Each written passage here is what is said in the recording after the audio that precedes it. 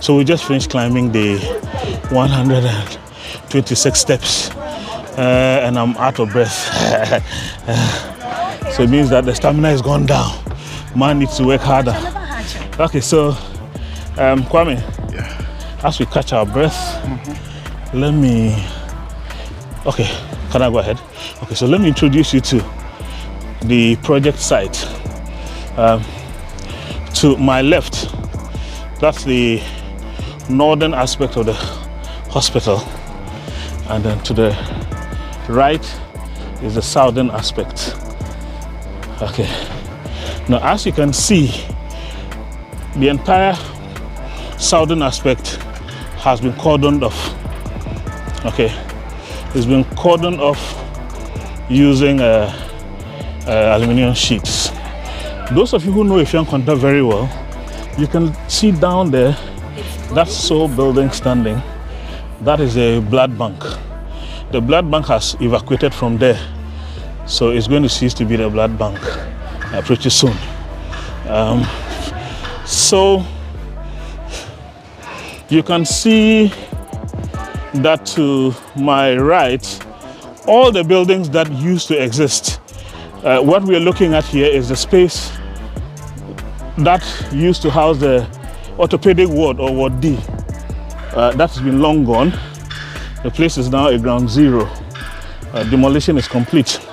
You can see work going on a new demolition. That is the CT scan unit. It's also going down.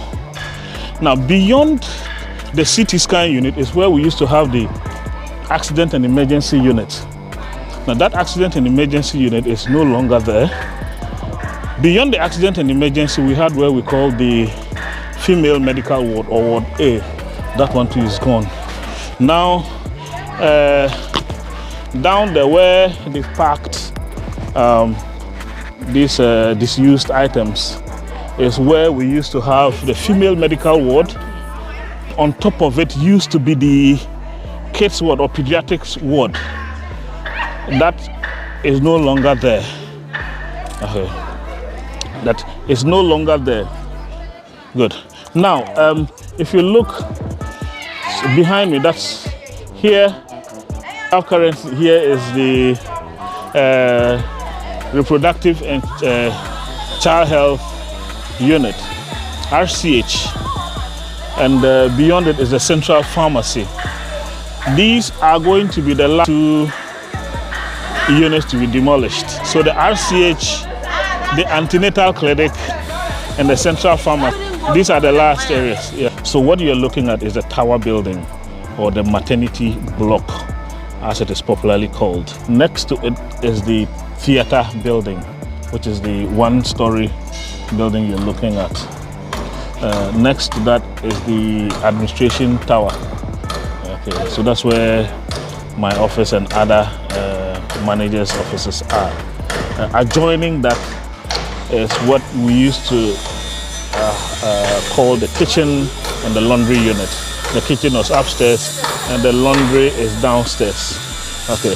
Now, the the design of the new project is going to be such that there's going to be a multi-story building coming on this side, which will fit into the existing structures.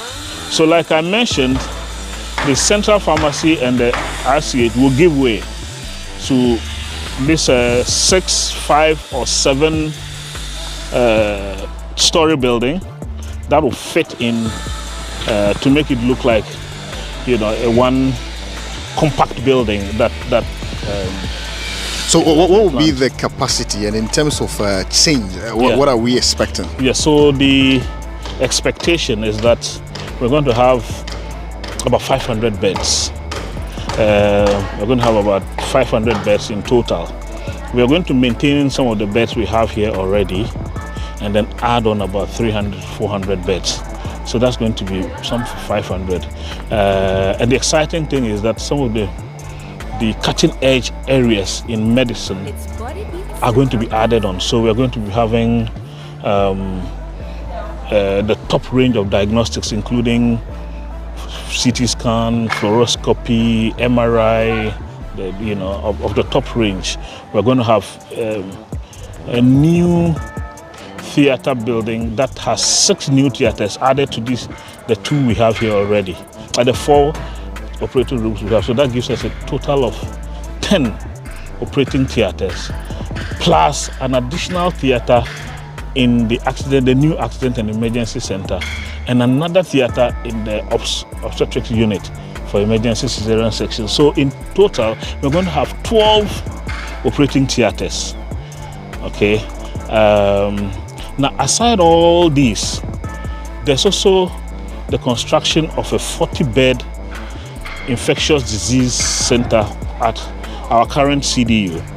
That's going to take all infectious disease cases. So if you have any outbreak of cholera, let's say COVID now is common with us, whatever, any infectious disease, those patients will be taken to that infectious disease unit and taken care of. Now, so what we are seeing here is the phase 1 of the project. Phase 2 is envisaged to tackle the OPD area. That's where we're coming from. It's going to tackle that area and convert the OPD and its adjunct structures into a polyclinic, which will be like a first point of call for the neighboring communities.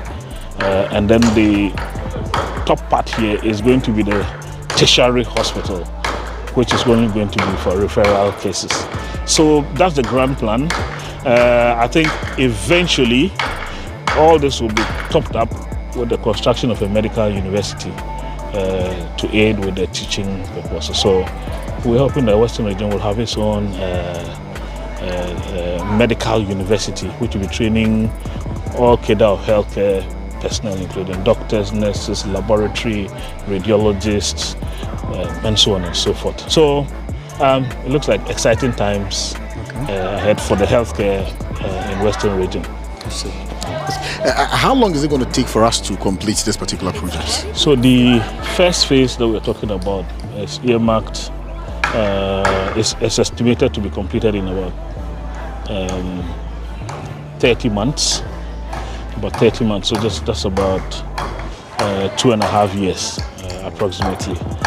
So commissioning of the project is hoped to happen somewhere in 2025.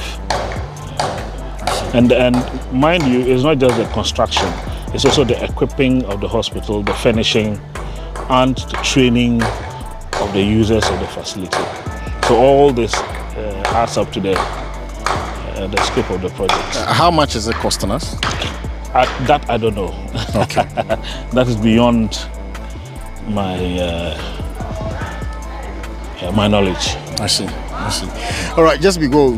There's a few basic questions about Effia Nkwanta. With regards to efficiency of services at Effia Nkwanta and all that, a lot of people do have perception that public hospital, we come here and then sometimes they don't treat us well. Yeah. Yes. Okay. So a whole lot. So yes. Let's see. What can you say? Let's sit here and talk. Okay. Yes.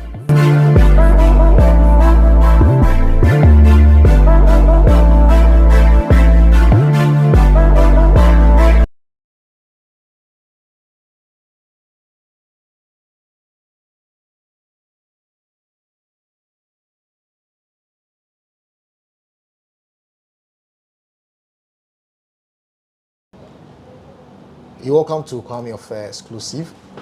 We visited the Effia Nkwanta Regional Hospital, and then we are currently with Dr. Joseph Kojo Tambil. He is the medical director of the facility. And then I'm sure this will be a best moment to ask all the questions I've been getting from the general public. One, people do say, with regards to the services offered at the Effia Nkwanta Regional Hospital, sometimes they are not happy. And so people will prefer to choose a private hospital over Effia Nkwanta Regional Hospital. Doctor, when people make some of these assertions, what do you make of it?